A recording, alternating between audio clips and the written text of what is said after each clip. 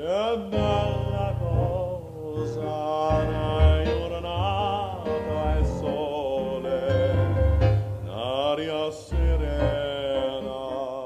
Hyvää iltaa, hyvät radion kuuntelijat, ja tervetuloa Minne he menevät öisin -ohjelman pariin. Tänään meillä on luvassa Peräkylän Pavarottinakin tunnettu Lucio Pancetta, jonka sinivalkoisessa äänessä tuoksuvat vahvasti sekä mozzarella että aurajuusto.